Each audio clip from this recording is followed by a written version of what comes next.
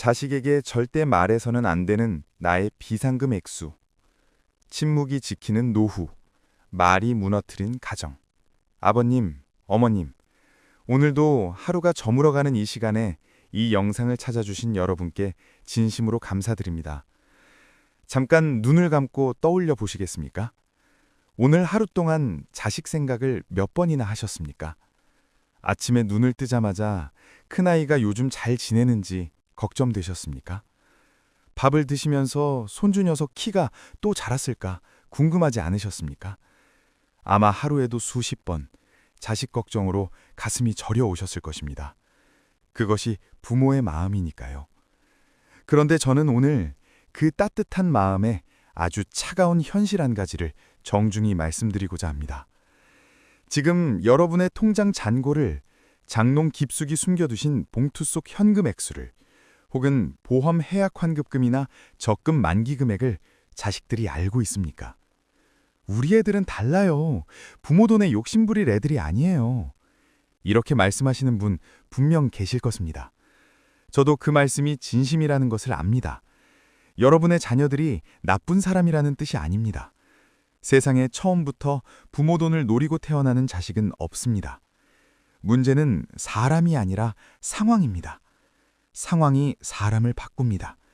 그리고 그 상황의 중심에 부모님의 비상금이 있을 때 비극은 아주 조용히, 아주 천천히 시작됩니다. 오늘 이 시간 저는 여러분께 세 가지를 말씀드리고자 합니다. 첫째, 왜 비상금을 자식에게 알려서는 절대 안 되는지 그 심리학적 이유를 낱낱이 밝혀드리겠습니다. 둘째, 실제로 어떤 가정이 비상금 한마디로 무너졌는지 가슴 아프지만 우리가 반드시 알아야 할 실제 사례들을 들려드리겠습니다. 셋째, 그렇다면 우리는 어떻게 지혜롭게 이 비상금을 지키면서도 자식과의 관계를 더욱 건강하게 유지할 수 있는지 그 구체적인 전략을 알려드리겠습니다. 끝까지 함께 해주시면 오늘 밤 여러분의 마음속에 단단한 결심 하나가 서게 되실 것입니다. 자, 그럼 시작하겠습니다. 엄마, 그 돈 잠깐만 빌려줘. 비극의 서막. 제일 먼저 실제 사례 하나를 들려드리겠습니다. 경기도의 한 아버님 이야기입니다. 올해 74, 평생 공무원으로 성실하게 일하셨고 퇴직 후에는 작은 텃밭을 가꾸시며 연금으로 소박하게 사시는 분이셨습니다. 자녀는 큰아들, 둘째 아들, 그리고 막내딸 이렇게 셋입니다. 이 아버님은 자식들을 진심으로 사랑하셨습니다. 그래서 어느 날 저녁 식사 자리에서 자랑스럽게 말씀하셨죠. 걱정 마라. 아빠가 그동안 아끼고 아껴서 비상금을 5천만 원이나 모아뒀다. 너희 힘들 때 언제든 말해. 아빠가 있잖냐. 그 말씀이 화근이었습니다. 석 달이 지나는 무렵 사업이 어려워진 둘째 아들이 단둘이 찾아왔습니다. 눈은 충혈되어 있었고 손은 떨리고 있었습니다. 아버지, 이번 한 번만요. 고비만 넘기면 다 갚을게요. 그 비상금에서 2천만 원만요. 아버님은 차마 거절하지 못하셨습니다. 사랑하는 자식이 눈물을 흘리는데 그 돈을 쥐고 안 된다고 말할 부모가 어디 있겠습니까? 아버님은 도장을 찍으셨습니다. 돈은 돌아오지 않았습니다. 더 가슴 아픈 일이 벌어졌습니다. 돈을 받은 둘째는 오히려 발길을 끊었습니다. 미안함이 그를 짓눌렀기 때문입니다.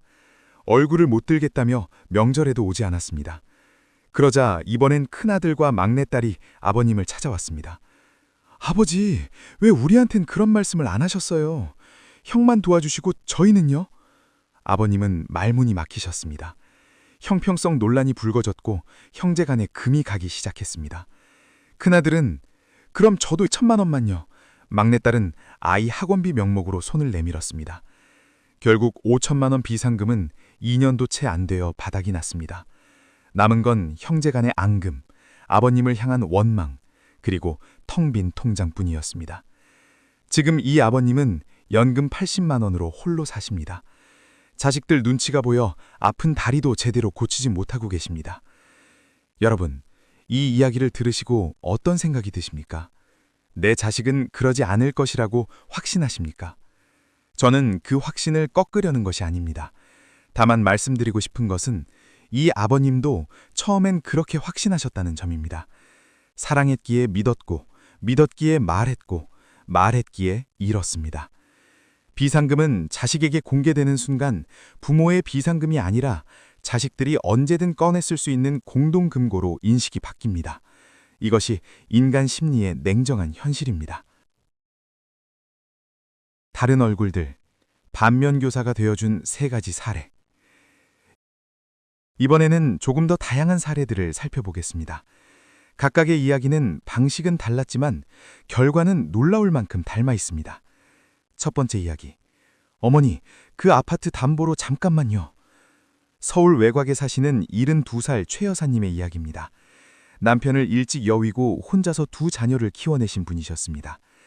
힘든 세월을 보내면서도 꼭 지키신 것이 있었습니다.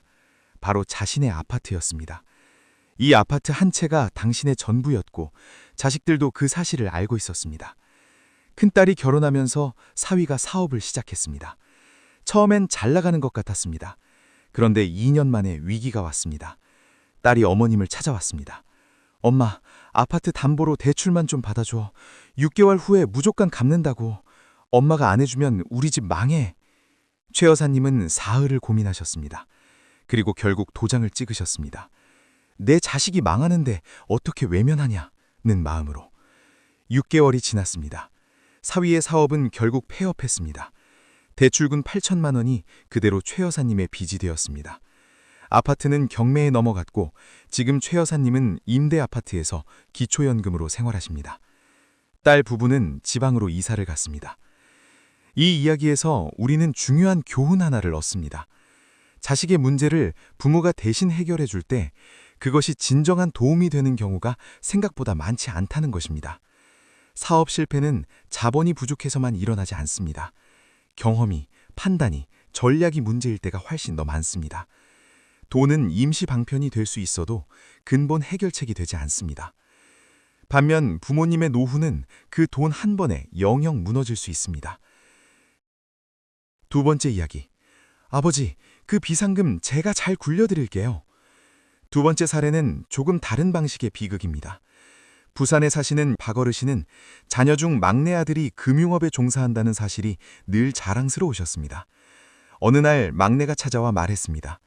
아버지, 그냥 은행에 놔두면 손해예요. 이자가 얼마나 돼요. 요즘 저금리 시대에 물가 오르면 그게 다 손해라고요. 제가 좋은 상품 알아봤는데 아버지 비상금 4천만 원만 제게 맡기시면 1년에 8% 이상은 뽑아드릴게요. 어르신은 흐뭇하셨습니다. 공부 잘하더니 역시 내 자식이구나. 나를 도와주려는구나. 그렇게 생각하셨습니다. 돈은 이체되었습니다. 1년 후 수익금커녕 원금의 반이 사라져 있었습니다. 막내는 연락이 뜸해졌습니다. 알고 보니 그 좋은 상품은 높은 위험도의 파생 상품이었고 막내 자신도 잘 모르는 상태에서 판매 수당을 노리고 권유한 것입니다. 어르신이 가장 힘들어하셨던 것은 돈을 잃은 것 자체가 아니었습니다. 그 자식을 믿었는데, 제일 귀여운 막내였는데, 그 배신감, 그 허탈함이 어르신을 1년 넘게 우울증으로 몰아넣었습니다. 돈 앞에서는 혈연도, 아정도, 신뢰도 한순간에 시험대에 오릅니다. 자녀가 일부러 속이려 했던 것이 아닐 수도 있습니다. 그러나 결과는 같습니다. 부모는 가장 믿었던 자식에게 상처를 받습니다. 3번째 이야기, 비상금 없이 맞은 응급실. 이번 이야기는 방향이 조금 다릅니다. 비상금을 지키지 못한 것이 아니라 처음부터 자녀들에게 의존하려 했던 경우입니다. 강원도에 사시는 78살 어머니는 평소 나야 뭐 자식들이 다 알아서 해줄 거야 라는 생각으로 사셨습니다. 당신의 저축이 많지 않았고 있는 돈도 자식들 사업이다 결혼이다 하면서 다 보태주셨습니다. 그러던 어느 날 밤에 갑자기 쓰러지셨습니다. 응급실 전화를 받은 자식들은 뿔뿔이 흩어진 상황이었습니다. 큰딸은 해외 출장 중이었고 아들은 본인도 입원 중이었습니다. 막내는 밤근무를 서야 했습니다. 결국 수술 동의서를 찍어줄 사람도 보증금을 낼 사람도 당장 달려올 사람도 없었습니다. 어머니는 그날 밤 처음으로 깨달으셨다고 합니다. 내가 스스로를 지킬 돈이 단 한 푼도 없구나. 자식이 배신한 것이 아닙니다. 자식들도 최선을 다했습니다. 그러나 현실은 냉혹했습니다. 아무리 효성이 깊은 자녀라도 갑작스러운 위기의 순간에 즉각적으로 모든 것을 해결해 줄 수는 없습니다.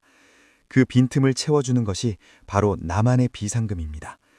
비상금은 단순한 돈이 아닙니다. 그것은 어떤 위기에서도 자식에게 손 벌리지 않아도 되는 존엄의 방패입니다. 왜 비상금은 침묵 속에 있어야 하는가? 심리학이 말하는 6가지 이유. 자, 이제 조금 더 깊이 들어가 보겠습니다. 왜 심리학적으로 또 관계학적으로 부모의 비상금은 자녀에게 알려져서는 안 되는 것일까요? 6가지 이유를 말씀드리겠습니다. 첫 번째 이유, 기대 심리가 효심을 잠식합니다. 인간의 뇌는 미래에 내 것이 될 것으로 인식하는 대상에 대해 본능적으로 주인의식을 갖습니다. 이것은 나쁜 사람만의 심리가 아닙니다. 지극히 정상적인 인간의 본능입니다. 부모에게 비상금이 있다는 것을 아는 자녀는 그것이 아무리 선한 자녀라 할지라도 무의식 깊은 곳에 이런 생각의 씨앗이 심기게 됩니다. 언젠가 저 돈은 내 것이 되겠지. 그 순간부터 부모님이 그 돈을 자신을 위해 쓰는 것이 왠지 아깝게 느껴지기 시작합니다. 엄마, 그 비싼 여행을 꼭 가야 해. 그냥 집에 계시면 되잖아요. 아버지, 그 옷 왜 사요? 있는 거 입지. 이런 말들이 서서히 나오기 시작합니다. 처음에는 걱정해서 나온 말처럼 들립니다. 그러나 그 이면에는 무의식적인 재산 보호 심리가 작동하고 있는 것입니다. 비상금을 비밀로 하면 이런 간섭의 씨앗 자체가 생기지 않습니다. 두 번째 이유, 돈은 권력입니다. 공개는 권력 이양입니다. 노년의 비상금은 단순한 저축이 아닙니다. 그것은 내가 내 삶을 스스로 결정할 수 있다는 힘의 원천입니다. 이 액수가 자녀들에게 알려지는 순간 재산에 대한 주도권은 서서히, 조용히, 그러나 분명하게 자녀 쪽으로 이동하기 시작합니다. 처음엔 아주 부드럽게 시작됩니다. 아버지, 그 돈 그냥 은행에 두지 마시고 제가 좀 알아볼게요. 어머니, 그 통장 이자가 너무 낮잖아요. 제 이름으로 옮겨드릴게요. 이런 말들이 들리기 시작하면 여러분의 자유는 이미 흔들리기 시작한 것입니다. 어느 날 보면 통장은 자녀 명의가 되어 있고 그 돈을 쓰려면 자녀에게 허락을 맞아야 하는 처지가 됩니다. 이것이 노년 금융 착취의 가장 흔한 방식입니다. 아기가 없어도 일어납니다. 자녀의 관리 능력에 대한 신뢰가 높아도 일어납니다. 비상금은 여러분의 이름으로 여러분이 관리하셔야 합니다. 세 번째 이유, 형평성의 지뢰밭이 됩니다. 자녀가 한 명인 집은 그나마 낫습니다. 그러나 자녀가 둘 이상이라면 비상금의 존재를 알리는 것은 곧 형제 갈등의 씨앗을 심는 것과 같습니다. 한 명에게 도움을 주면 자녀들이 알게 됩니다. 아니, 알게 되지 않더라도 자녀들은 어머니께 이런 질문을 하기 시작합니다. 오빠한테는 얼마 줬어요? 나한텐 왜 안 줘요? 형이 도움받은 거 나도 알아. 그럼 나도 마찬가지잖아. 부모님의 비상금은 자녀들 간의 비교와 경쟁을 유발하는 보이지 않는 전터가 됩니다. 가장 마음 아픈 것은 이 전쟁의 피해를 가장 크게 입는 것이 부모님 자신이라는 점입니다. 네 번째 이유, 자녀의 도덕적 해이를 막아줍니다. 심리학에 도덕적 해이라는 개념이 있습니다. 안전망이 있을 때 사람은 더 위험한 선택을 한다는 것입니다. 부모에게 비상금이 있다는 것을 아는 자녀는 자신도 모르는 사이에 더 위험한 경제적 결정을 내리게 됩니다. 설마 망하겠어? 부모님 비상금이 있잖아. 이것은 그 자녀가 나쁜 사람이기 때문이 아닙니다. 심리적 안전망이 생기면 인간은 본능적으로 더 대담해지도록 설계되어 있습니다. 자녀를 위해서라도 그 심리적 안전망을 치워드리는 것이 진정한 부모의 사랑일 수 있습니다. 다섯 번째 이유, 당당함은 노년의 가장 중요한 자산입니다. 한번 생각해 보십시오. 자식에게 나 병원비가 필요하다, 좀 봐오 라고 말하는 부모님의 모습과 당신의 카드로 조용히 병원비를 내는 부모님의 모습, 어느 쪽이 자녀들에게 더 존경받을까요? 어느 쪽이 여러분 자신에게 더 품위 있는 모습일까요? 비상금은 단순한 생활 안전망이 아닙니다. 그것은 노년의 당당함을 지켜주는 심리적 기반입니다. 자식에게 손 벌리지 않아도 된다는 사실 하나가 자식 앞에서의 태도를 완전히 다르게 합니다. 자식도 마찬가지입니다. 부모님이 당당하실 때 자녀들도 그 모습에 경의를 표합니다. 반대로 부모님이 작아지실수록 자녀들은 무의식적으로 부모를 가볍게 여기게 됩니다. 여섯 번째 이유, 사랑도, 관계도 결국 비례합니다. 이것이 가장 냉정하지만 가장 중요한 진실입니다. 인간관계에서 주는 것이 너무 쉽고 과도할 때 받는 사람은 그 가치를 모릅니다. 비상금도 마찬가지입니다. 부모님이 언제든 돈을 꺼내줄 수 있다는 것을 아는 자녀는 그 도움의 가치를 제대로 느끼지 못합니다. 오히려 요구가 커지고 기대치가 높아지고 도움을 받지 못했을 때 서운해합니다. 반면 어머니한테는 없다라고 알고 있는 자녀는 부모님이 조금이라도 무언가를 해주실 때 진심으로 감사합니다. 비상금의 침묵은 관계를 차갑게 만드는 것이 아닙니다. 오히려 관계를 더 건강하고 진실하게 만드는 지혜입니다. 자녀와의 심리전, 어떻게 버텨내야 하는가? 이제 실전입니다. 자녀가 비상금을 요청할 때 우리는 어떻게 대응해야 할까요? 자녀들은 때론 아주 정교한 방식으로 부모의 비상금을 공략합니다. 억지로 뺏으려는 것이 아닙니다. 대부분은 눈물과 애정을 섞어서 옵니다. 그렇기 때문에 더 어렵습니다. 눈물 작전. 엄마, 나 이번에 정말 힘들어. 이 고비만 넘기면 돼. 이때 많은 어머님들이 무너지십니다. 자식의 눈물을 보고 어떻게 냉정하게 있을 수 있냐고 하십니다. 이럴 때 기억하셔야 할 것이 있습니다. 지금 여러분이 돈을 주는 것이 자식에게 진짜 도움이 되는지 아니면 더 큰 의존과 무책임을 키우는 것인지 냉정하게 판단하셔야 합니다. 돈을 주지 않아도 됩니다. 대신 이렇게 말씀하십시오. 엄마도 걱정이 되지. 근데 엄마 비상금은 엄마 병원비야. 엄마가 아파서 너희한테 짐이 되지 않으려고 모아둔 거야. 이거 쓰면 나중에 엄마가 너희한테 손 벌려야 해. 그게 더 힘들지 않겠니? 이 말은 거절이 아닙니다. 더 깊은 사랑의 표현입니다. 논리 작전. 아버지, 그 돈 거기 두면 이자도 없잖아요. 제가 굴려드리면 훨씬 이익이에요. 이럴 때는 단호하되 부드럽게 선을 그으십시오. 이자는 많이 안 돼도 좋다. 그 대신 내가 언제든 꺼내 쓸 수 있어야지. 그게 나한테는 제일 중요해. 수익보다 통제권이 중요하다는 것을 명확히 하십시오. 돈을 맡기는 순간 여러분은 그 돈의 주인이 아니라 청구인이 됩니다. 압박 작전. 아버지가 안 도와주시면 저희 이번에 진짜 망해요. 이것은 가장 잔인한 방식입니다. 자녀가 부모의 죄책감을 도구로 쓰는 것입니다. 분명히 말씀드립니다. 자녀의 사업 실패는 부모의 책임이 아닙니다. 부모님이 비상금을 지키는 것이 자녀를 망하게 하는 것이 아닙니다. 부모님이 노후 자금을 쏟아붓는다고 해서 자녀의 사업이 살아나는 경우는 극히 드뭅니다. 이럴 때는 이렇게 말씀하십시오. 나도 마음이 아프다. 근데 내 노후 자금을 써서 네 사업이 살아난다는 보장이 없잖니. 내가 이 돈을 지키는 것이 나중에 너희한테 짐 안 되는 길이야. 효도 역이용 작전. 아버지가 도와주시면 제가 더 자주 올게요. 효도할게요. 이것은 자녀가 의도하던 아니던 매우 위험한 말입니다. 이 말은 사랑을 돈으로 교환하자는 무의식적인 제안입니다. 이런 말을 들으셨을 때 기억하십시오. 진짜 효도는 조건이 없어야 합니다. 그리고 부모의 돈과 자식의 발걸음을 교환하기 시작하는 순간 그 관계는 이미 깊이 병든 것입니다.